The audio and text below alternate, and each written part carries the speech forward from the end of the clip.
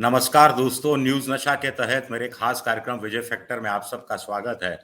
स्वाभाविक है, आज टॉपिक आपको बताने की ज़रूरत नहीं है। आज विजय फैक्टर है, प्रधानमंत्री का लाल किले की प्राचीर से दिया गया 10वां भाषण।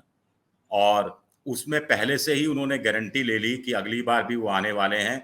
चुनाव का नतीजा भले कुछ हो, प्रधानमंत्री शायद वही बनने वाले हैं। पहली नज़र में आपको भाषण कैसा लगा? क्या आपको लगा कि ये देश का प्रधानमंत्री है बोल रहा है, या आपको लगा कि किसी देश का एग्जीक्यूटिव प्रेसिडेंट बोल रहा है? क्या अहम की भाषा आपको ज्यादा नहीं लगी कि मोदी गारंटी देता है, मोदी ने लोकसभा बना दी, मोदी भ्रष्टाचार के खिलाफ लड़ता रहेगा, मोदी जिस जगह का शिलान्यास रखता है करता है, मोदी उसका उद्घाटन भी करता है, मोदी ये करता है, मोदी वो करता है। एक सामूहिक उत्तरदायित्व होता है, एक मंत्रिमंडल होता है, मंत्रिपरिषद होती है, उसमें विपक्ष की भी एक बड़ी बड़ी भूमिका होती है, लेकिन यहाँ तो मोदी, मोदी, मोदी।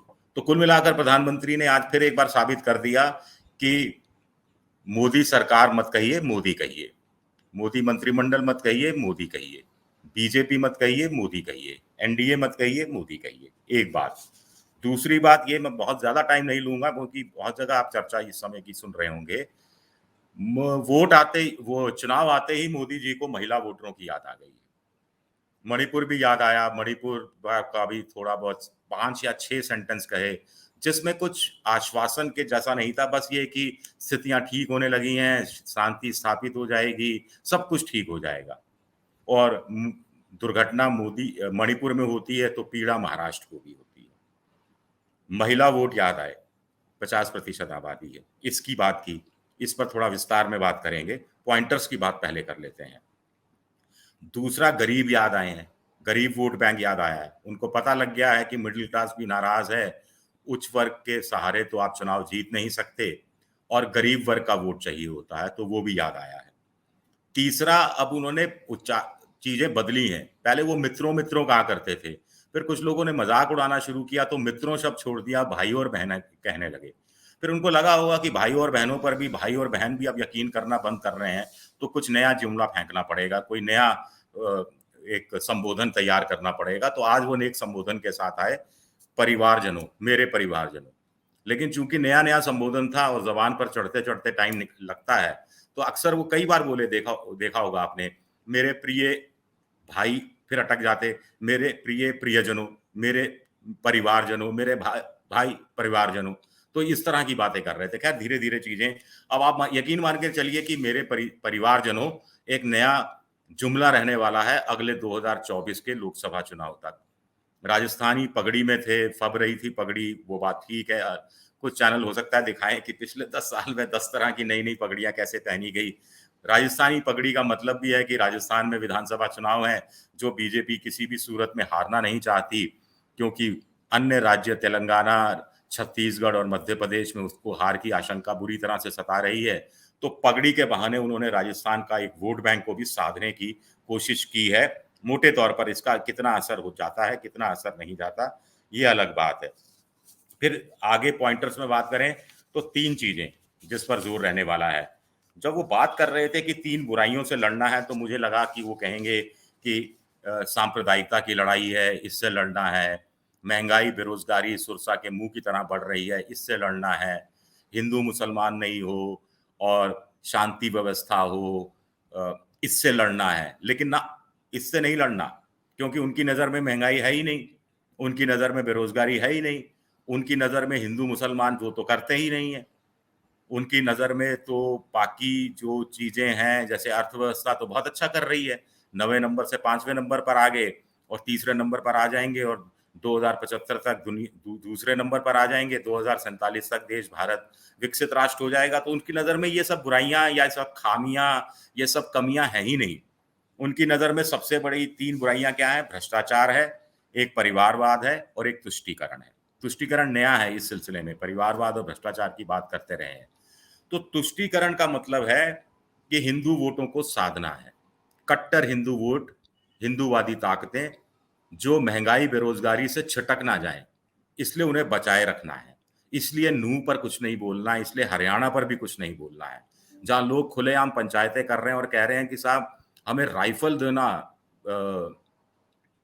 वो छोटी वाली रिवॉल्वर मत देना, क्योंकि राइफल की मार दूर तक जाती है। जहां एक वर्ग विशेष, एक धर्म विशेष के सामाजिक आर्थिक बहिष्कार की बात खुलेआम की जा रही है, उस पर मोदी जी चुप हैं। भ्रष्टाचार पर मैं लड़ता रहूंगा, मैं अंतिम दम तक लड़ता रहूंगा। हमने भ्रष्टाचारियों की संपत्ति जब्त कर दी, जमानतें नहीं हो रही हैं, चार्जशीट दाखिल हो गई है, अच्छी बात है। लेकिन भ्रष्टाचार से आप कैसे लड़ रहे हैं? भ्रष्टाचारियों को पार्टी में शामिल करके लड़ रहे हैं। 70,000 करोड़ की बात करते हैं, महाराष्ट्र में एनसीपी को भ्रष्ट पार्टी बताते हैं, उन्हीं के शरद पवार के भतीजे अजीत पवार को पार्टी में शामिल करा, सत्ता में शामिल करा लेते हैं और उप मुख्यमंत्री बना देते हैं। असम में हेमंत बिस्वा शर्मा के खिलाफ भ्रष्टाचार एक वक्त में लड़ती रही थी लड़ाई बीजेपी, पीएचडी या पाइप घोटाला कुछ हुआ था और 1 महीने तक वहां की विधानसभा नहीं चलने दी थी और आज वो मुख्यमंत्री हैं बीजेपी के। और नीडा, कितनी नीड है बीजेपी को ऐसे भ्रष्टाचारी कथित रूप से नेताओं की कि उनको नीडा की जिम्मेदारी दे दी गई है, यानी नॉर्थ ईस्ट डेवलपमेंट अलायंस। खैर, ऐसे एक लंबी कतार है। परिवारवाद, ज्योतिरादित्य सिंधिया क्या परिवारवाद के वाहक नहीं थे जिनको आपने शामिल कर लिया? ऐसे दर्जनों नेता की सूची है। और परिवारवाद का जिक्र करते हुए भी वो कहते हैं कि लोकतंत्र में पॉलिटिकल पार्टी, फिर उनको लगता है कि यार लोग समझेंगे नहीं, तो फिर जोर देते हैं विशेष बल दे रहा हूं पॉलिटिकल पार्टी पर। यानी आप समझ जाओ कि किस पॉलिटिकल पार्टी की तरफ इशारा किया जा रहा है। ये ऑफ द फैमिली है, बाय द फैमिली है, फॉर द फैमिली है, लेकिन परिवारवादी पार्टियों का आप साथ लेने से नहीं चूकते। राज्यसभा में आपके पास बहुमत नहीं है तो परिवारवादी पार्टियां आपको उबारती रही हैं। जगनमोहन रेड्डी की पार्टी क्या परिवारवादी नहीं है? बीजू जनता दल, नवीन पटनायक की पार्टी क्या परिवारवादी नहीं है? शिरोमणि अकाली दल जिनके साथ पहले समझौता था, शिवसेना जिनके साथ पहले समझौता था, महबूबा मुफ्ती जिनके साथ मिलकर जम्मू कश्मीर में सरकार बनाई थी, या हरियाणा में जजपा जो है दुष्यंत चौटाला, उनकी पार्टी क्या परिवारवादी नहीं है? उनके साथ आप सरकार बना लेते हैं, सत्ता में आ जाते हैं, उनके वोट के सहारे आप राज्यसभा में अपने जो विवादास्पद बिल होते हैं उनको पास करा लेते हैं। तब परिवारवाद याद नहीं आता। परिवारवाद की खामियां, बुराइयां, परिवारवाद देश को खत्म कर रहा है, लोकतंत्र को खत्म कर रहा है, गरीबों का दुश्मन है, भाई भतीजावाद, जो सामर्थ्यवान लोग होते हैं उनकी राह में रोड़ा है, प्रगति में रोड़ा है, तब ये सब याद नहीं आता। सहूलियत की जो राजनीति है वो सब मोदी जी करते रहे हैं। और तुष्टीकरण की बात वो मैंने आपको बता ही दिया कि हिंदू नैरेटिव स्थापित करना है, तुष्टीकरण को राष्ट्रीय चरित्र को ग्रहण लग गया है। तो तुष्टीकरण क्या होता है? जब आप कब्रिस्तान शमशान घाट करते हैं वो तुष्टीकरण नहीं होता। अल्पसंख्यकों का तुष्टीकरण अगर गलत है तो बहुसंख्यकों का तुष्टीकरण जायज क्यों है? 80-20 जब करते हैं तो आप क्या 80-80 का तुष्टीकरण नहीं कर रहे? अगर दूसरी पॉलिटिकल पार्टियां, वैसे तो मैं तुष्टीकरण शब्द के ही खिलाफ हूं, किसी पॉलिटिकल पार्टी को नहीं करना चाहिए, लेकिन अगर दूसरी पार्टियां अल्पसंख्यकों का, मुसलमानों का तुष्टीकरण करने में लगी हैं बीजेपी के रूप में, तो आप बहुसंख्यक हिंदुओं का भी तो तुष्टीकरण करने में लगे हैं। और एक राष्ट्र के रूप में, एक संवैधानिक पद के रहते हुए, संविधान के आगे माथा टेकते हुए, संविधान की शपथ लेते हुए, सत्तारूढ़ पार्टी अगर इस तरह की बात करे, प्रधानमंत्री बात करे, तो फिर लाल किले की प्राचीर से तो क्या होगा?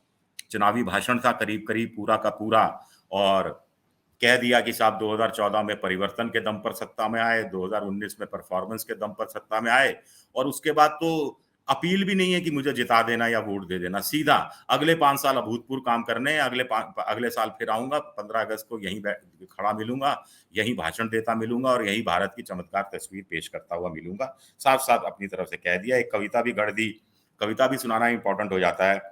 चलता चलाता काल चक्र, अमृत काल का भाल चक्र, सबके सपने अपने सपने, पन पे सपने सारे, धीर चले वीर चले, चले युवा हमारे, नीति सही रीति नहीं, गति सही राह नहीं, सुनो चुनौती सीना तान, जग में बढ़ाओ देश का मान। ये बात उन्होंने कह दी। महिलाओं पर खास तौर से बात कर लेते हैं। महिलाओं की याद आ गई है। 2 करोड़ लखपति दीदी अब देश में हो जाएंगी। अच्छा, कैची नारा है महिलाओं को अपनी तरफ लाने का, लेकिन क्या महिलाएं भूल जाएंगी उन महिलाओं को जो उनको नग्न करके घुमाया गया था और प्रधानमंत्री चुप रहे थे? क्या महिलाएं भूल जाएंगी उन महिला पहलवानों के दर्द को जिन्होंने बीजेपी के ही सांसद ब्रिजभूषण शरण सिंह पर आरोप लगाया था और मोदी जी चुप रहे थे? उनको उनसे सवाल जवाब भी नहीं किया गया था, उनको नोटिस भी जारी नहीं किया गया था। और भारतीय कुश्ती संघ के अध्यक्ष की मैं बात कर रहा हूं।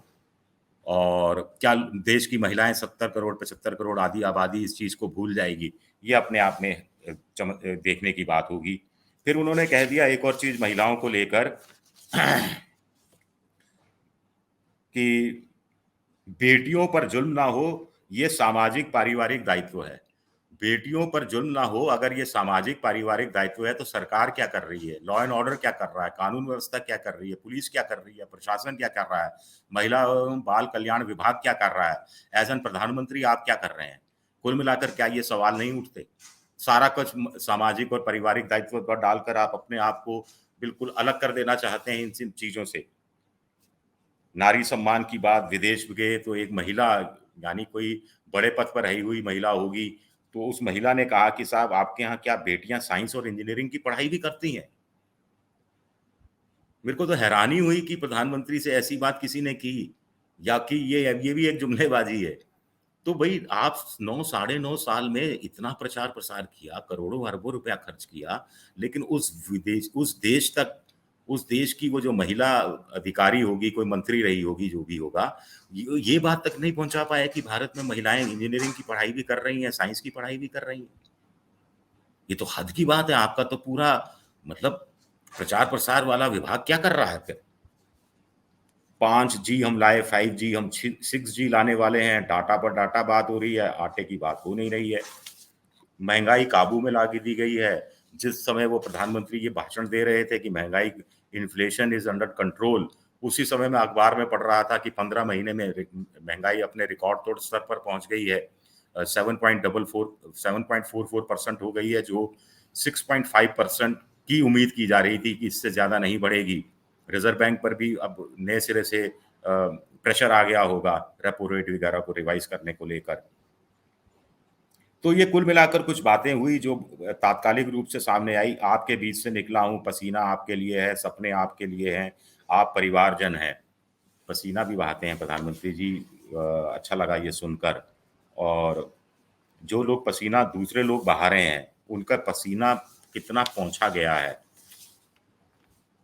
जो आंसू बहा रही हैं मणिपुर की महिलाएं, जो बच्चे आंसू बहा रहे हैं, मणिपुर के अनाथ हो गए बच्चे, उनका आंसू कितने पहुंचे गए हैं, ये भी अपने आप में बड़ा सवाल उठता है। 15,000 ड्रोन से शुरुआत होगी। ड्रोन रिपेयरिंग का काम चलाने की ट्रेनिंग कृषि क्षेत्र में महिलाओं को दी जाएगी, स्वयं सहायता ग्रुप को दी जाएगी।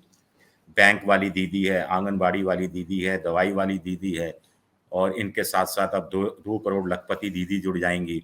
वो दीदियों की भी बात कर लेते हैं जिनको नग्न करके घुमाया गया, जिनकी परेड कराई गई। 1 महीने तक एफआईआर नहीं हुई, एफआईआर मजिस्ट्रेट तक नहीं पहुंची। जब तक वीडियो वायरल नहीं हुआ, पुलिस ने गिरफ्तारी नहीं की।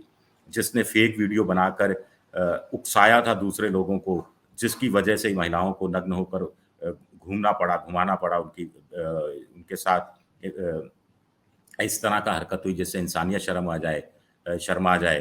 तो उस तरफ आपका ध्यान उस रूप में नहीं गया। वो दीदियां आपको नजर नहीं आई। उन दीदियों के लिए आंसू बहाना आपने जरूरी नहीं समझा। तो ये कुछ बातें थी, मुझे लगा कि आपको बताना जरूरी है। और आप बताइएगा कि आप कितने नंबर देंगे 10 में से। शुक्रिया आपका, बहुत बहुत शुक्रिया। आप हमसे जुड़े रहने के लिए सब्सक्राइब करें YouTube पर, फॉलो करें ट्विटर पर और लाइक करें Facebook पर।